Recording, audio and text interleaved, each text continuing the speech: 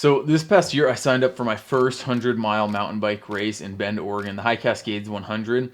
And though I've done a handful of races in the past, triathlons, some shorter mountain bike races, this was way beyond my prior experience. And so I also work a full-time job. I'm a beginner to the sport. Um, I had a pretty good experience, and I finished in just under 8 hours. Nothing catastrophic happened. There's a few hiccups, but I had such a good time that I decided I'm going to continue down this path, and I want to do it again next year, hopefully a lot faster. And so I'm going to share with you how I prepared this last winter, spring, what I did on race day, and then what I'm going to change for this next cycle as I try to come back after it next year, stronger, faster, and hopefully just more well prepared. Okay, so first I'm going to dive into the training aspect. So I've done a variety of different programs and styles throughout the years, but this past winter, what I did was primarily based right here in, I guess, my little pain shed, where I've got a smart trainer. This is a Wahoo Kicker Core, and it connects to any of our bikes or mountain bikes. It just replaces the rear wheel. It's Bluetooth, and then I can connect it to either my watch, my phone, my bike computer, laptop, anything. And for programming, I used Trainer Road, which is an app that you input all of your information, so it knows your FDP, your body weight, your past training history, and then you put in your events that you're planning to do, so your races, as well as any other speed bumps along the way. Like for us this year, we did a trip over to Spain, which included biking, but also included a break. And so then it takes all of that stuff into account, puts together a program that is specifically made, tailored to you. And so then each day you just go into the app, you click on whatever the workout suggested is, and also the workouts are based on the time you have available per week, so it's a time thing. I think I did the mid time plan, which I think was an average of 5.5 to 6.5 hours a week. And I just go into the app each day, see if I had a workout. If I did, I'd mount my phone up onto my bike, push load workout, connect my heart rate monitor to my phone, and then I'd just start pedaling away. And everything is power based, so your FTP, which is your functional threshold power, or the amount of power that you can create for 1 hour sustained, which is tested through different styles of tests. It is what is used to dictate where the calibration of the workout is. And so it's very precisely calibrated to your abilities, and you just do the workout. The trainer itself makes it to where you will produce the amount of power that it's calling for in the workout. So if you slow down, it cranks the resistance down. If you speed up your pedal cadence, it decreases the resistance to where the power output is as it's telling you. And you just spin away. So then I'd just watch YouTube videos. I'd just do whatever I wanted to. And it made it easy, consistent, and a fast way to train. Outside of that, I also trained outdoors a decent bit, especially when the weather got good and the sunlight was out longer. But training outdoors is a bit harder because if you have prescribed workouts, you have to try to follow them, and the terrain sometimes makes that hard. Or if you're riding with people, pacing can be challenging while also accommodating them. And so that was a little bit challenging, but overall, it went pretty well. And now when I'm looking forward to this coming winter and preparation season for next year, I think I'm going to do a few things a little bit different. The first is, and maybe this is always the goal, but I want to increase the volume. It takes a lot of time, but I found that, especially with a trainer, you can get fairly efficient with it. Just start early or go late into the evening, whatever it is, and increase the volume per week. And I plan to do that partially through the use of Zone 2 training or endurance training, which is just less stress load on the body than other styles of training. So I'm going to continue with Trainer Road, add more of that. Also, this winter, because I was doing a lot of power-based training, I neglected to use my heart rate monitor as much, which I want to switch this year. So I'm going to use my heart rate monitor, try to use it on every single workout, so that I have the data, I have the information, and so that the software also has the information to better tailor and calibrate the workouts that I'm doing. And then I'll talk about this a little bit more later, but I plan to do more outdoor riding, and that's going to be possible because of some new gear that I got just before the race, as well as I really hope to get a gravel bike here soon that might make it possible to train on the roads or on gravel roads, especially in the winter when the weather doesn't quite allow for trail riding. So next up, I'm going to talk about nutrition and hydration, which is a massive factor in any endurance activity, but especially something like this. And so when I was training throughout the winter, I tried to not only eat well when I'm off the bike, good foods, but especially when I was on the bike, I tried to replicate what I thought I would be doing during the race day. And so this looked like a mix of both nutrition drinks, so hydration drinks that I would be using, as well as gels that I might be using, or even real foods that I might bring with me or be getting at aid stations. And so during rides, especially any ride that was like over 2 hours or over 1 hour, I would make sure to bring food with me. Calories, I'd usually budget around 300 calories per hour, and I would just eat while I ride, and that's just to help train the stomach. A lot of people have issues with their stomachs, especially on these long days in the heat.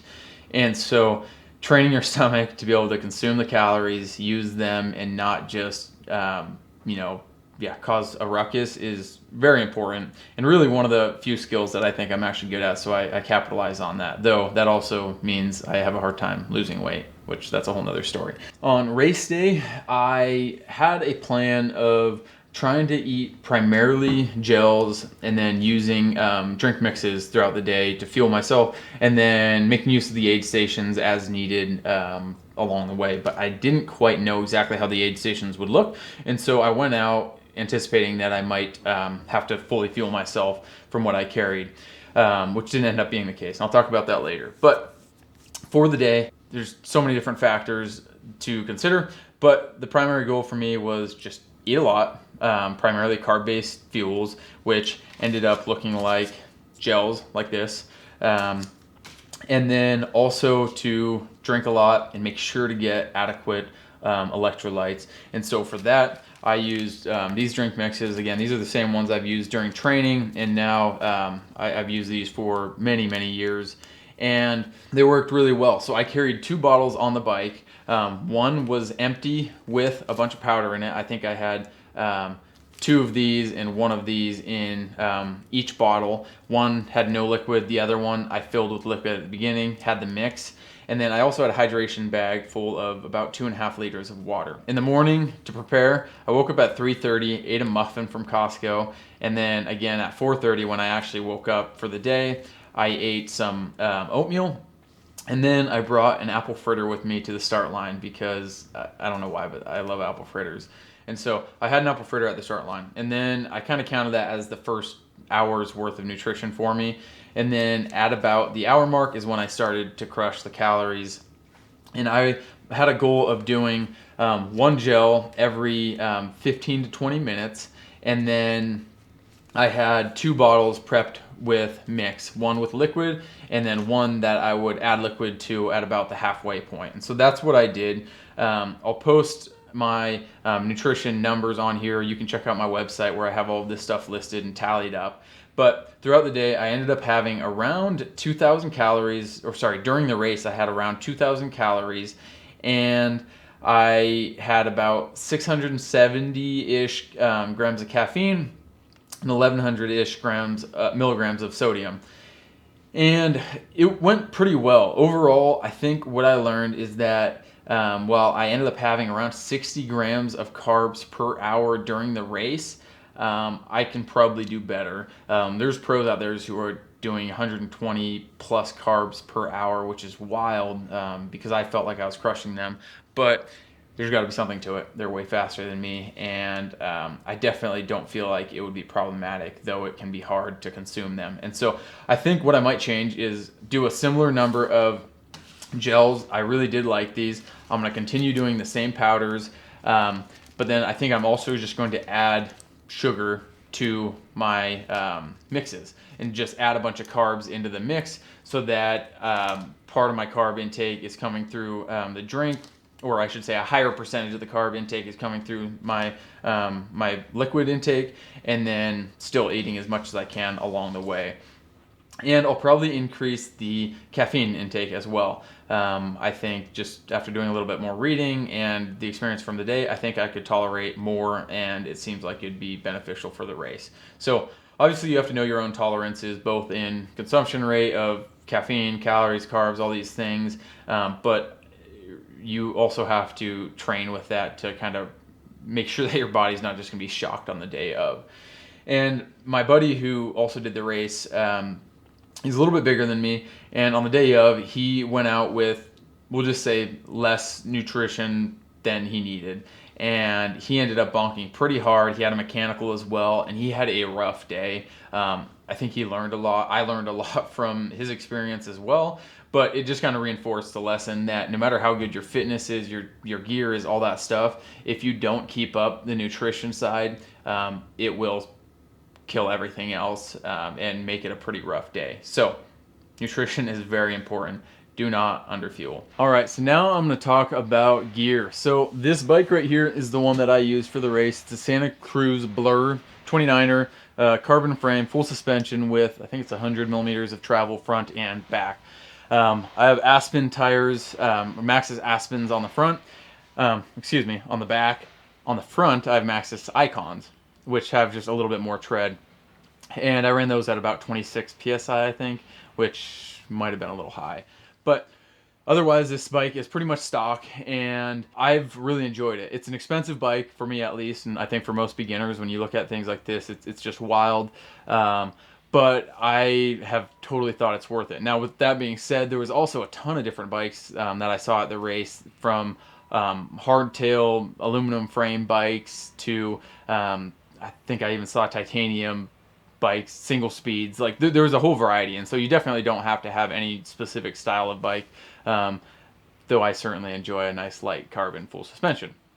So with that being said, I do run clipless pedals. I have Shimano SPD, and after a lot of months of dreaming and trying to convince myself to get a set of power pedals, I did the day before the race. And so these power pedals they're Garmin Rally power meter pedals, and they pair with my Garmin computer. This is a 1040 solar computer, and I got these set up literally the day before the race, which is not necessarily a smart idea, changing gear up, but I had wanted to for a long time, and I really wanted to collect data from the race for the future. So these pedals, they connect to my watch, my computer, or my phone, and they provide live power output data, as well as cadence, and then a bunch of other stuff.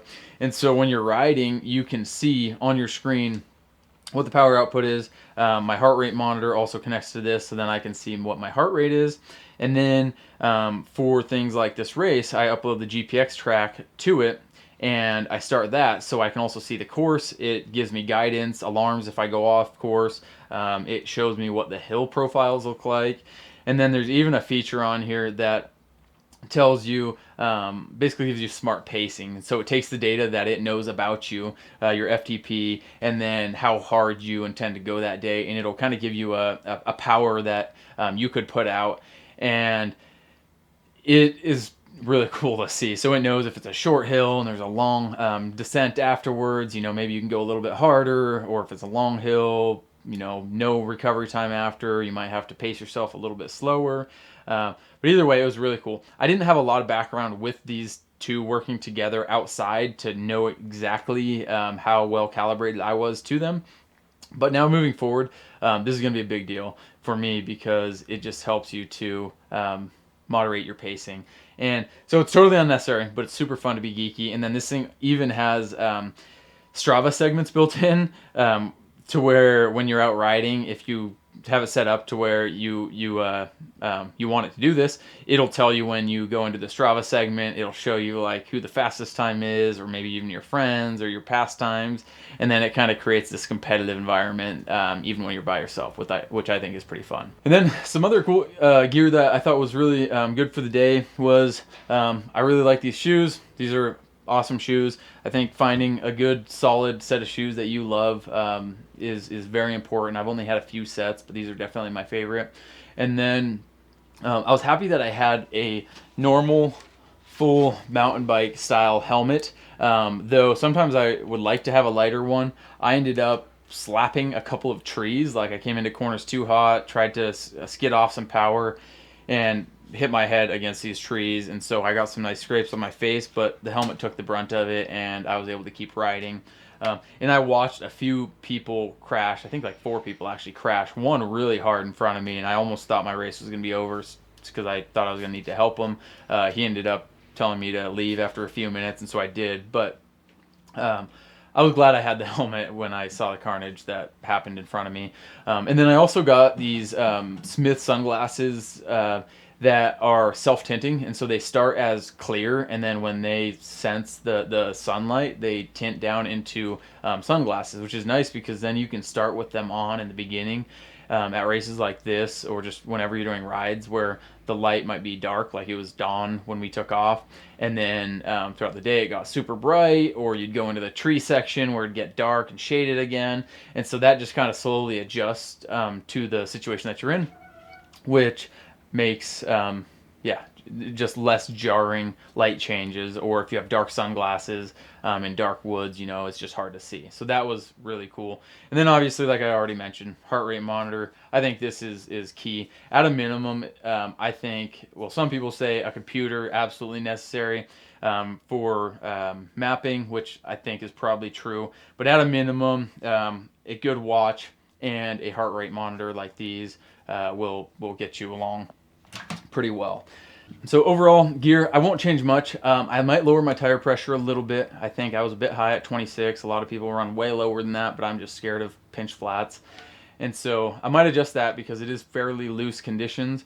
I also might not carry a hydration pack next year. Now that I know how well stocked these aid stations are, I might make use of those a lot more heavily and see if I can go a little bit lighter, as well as just have better ventilation because it was so hot out. It was like 99 was the high that day. And so perhaps not having a pack on would help me dissipate heat better throughout the race. So now to just talk about race day challenges in general. I think mental toughness really is one of the biggest factors in this type of a sport. I'm pretty new to it. I have spent a lot of long days on the trail hiking or working or whatever it might be, but even still, like the emotional roller coaster that you experience, which also tends to correlate with your nutritional roller coaster, can be a lot. And so practicing, training to prepare for it is super important, and I think that might look like doing days that are as closely replicated to the day as you can in advance. But just knowing it's going to come, you're going to be going through highs and lows, and you just got to keep chugging along. For me, my overall pacing strategy on the day of was to not blow up. I wanted to be steady. I felt strong, but I didn't want to blow up early, and so I pushed hard. I kind of set myself a heart rate limit where I didn't want to exceed 145 for too long. And if I went over 165, that was a bit of a yellow light, if you will, to back it off. And so in the end, I went through the race without, I didn't have any catastrophic issues of any sort. My legs felt pretty good. I started to get a twinge of a crampy feeling towards the end, but I was able to back off just a hair and avoid it. And so I kind of actually felt like I might have been able to push harder earlier in the race, but I certainly think it's better to come out with a little bit left in the tank rather than blowing up early, because I think the pace curve drops sharply if that's the case. If you blow up, you bonk. Things just go south, and it's just not fun. Then you probably won't want to do it again. And so pacing wise, in the future, now that I have the computer, the power pedals, I'm gonna get a lot more data through this winter. I think I'll be able to use power as a much more close guider of my pacing, but heart rate is also important and very easy to monitor for anybody, regardless of the device you have. And I think it's good to get familiar with those, set ceilings, and monitors those throughout the race so that you don't blow up. And one rookie mistake that I feel like I made was not showing up early to the race. So I showed up the night before, which meant I didn't have much time at all to acclimatize to the elevation, which was higher than where I had spent the prior week. And I also didn't have any time to pre-ride any of the trails. And so this next year, or with any other race, if I have the ability, if you have the ability, I would definitely recommend showing up 2 or 3 days prior. Get out for some rides, especially on the technical sections, because there was a couple times, like I mentioned with the helmet, where I just came in way too hot into sections, almost went out of control, crashing, watched plenty of people crash. And then other times where I went through technical sections that, had I pre-ridden it, or had it just been the second time I'd been through that, I would know the line a lot better. I would know how hard to go into it. And throughout the day, that can have a big impact. There was one time where I was riding in front of a guy, and he kind of yelled up. He was like, "Hey, I'd shift down if I were you." And as we were going around this corner, and so I listened to him. Turns out he was a local, so he knew exactly what he was talking about. Came into this really punchy short climb that I would have been way over geared for, and I probably would have had to get off my bike and push for a second. And so just little stuff like that can add up throughout the day. And yeah, if you know the course, it's certainly going to be better. And then if you don't live at elevation and you're going to be racing at elevation, it only helps you to spend more time at that elevation, so that your body gets used to it. So now, recovery. Throughout the training, I did a variety of things, but primarily the things I did for recovery was massage therapy, hot tub, and sauna. I love all three of those. Massage is more expensive though, so I did less of that. But I was very consistent with hot tubs, and then through the winter, took a lot of saunas. And I just feel like they make me feel good. And at the end of the day, I think for people like us, the most important thing in recovery is adequate sleep. And so scheduling that in, making it work is paramount. And for me, the sauna really helps me to sleep well, and so it just helps relax me. Seems like it helps my muscles, and I sleep better after I use one, and so did that quite frequently. And this winter, I plan to do the same, and I really want to get more intentional about the sleep, because I know training is not what you do, it's what it does to you, and what it does to you is only half, like, from the activity and half from the recovery. And so if you're not recovering adequately, it's just not, the training's not going to be effective. And so I want to be better at that this winter. And I also want to lower my body weight a little bit. So this last winter, I had intentions, but I hadn't been tracking my food very closely. And through 2 seasons now of training for triathlon, and then now this, I have not lost a single pound. I stayed at pretty much 190 this whole time. And so during this race, I was like, man, I should have just gained a few more pounds. I could have raced Clydesdale and been in a better position. But I think the better answer would be to lose pounds. And if I could get below 180, I think that'd be awesome. So long as I can maintain strength for my job and just general life. But overall, I really had a great experience with this race. I think it's an awesome first long distance race for somebody. Definitely, maybe not first race, but if you've done some shorter ones, I think it's a really good one. And I plan to do it again next year. So I'm going to train hard. I hope you guys learned a little bit from this, and you'll be a little bit better prepared to train and get ready through the season. And if you're somebody with more experience, please do leave comments. Tell me where I'm wrong, or where I can improve, or other people can. And check out my website. I'll have links to any of the stuff that I talked about. And then also, Garmin recently just started supporting me. And so if you want to check out some of the products that I talked about, hit the links below, support them, as well as Wilderness Athlete and Meridian Bike Shop. If you are in the Boise, Meridian area, they're such an awesome shop. They have done the race before over there, along with a ton of others. So they have really good information. And I think they actually even will ship new bikes to people. So if you're looking for a new bike upgrade, feel free to give them a call. They're awesome. And I believe they'll even ship bikes. So hope that was helpful. Tag along. Follow me on Instagram and Strava to keep up with my training and future races. And we'll catch you in the next video.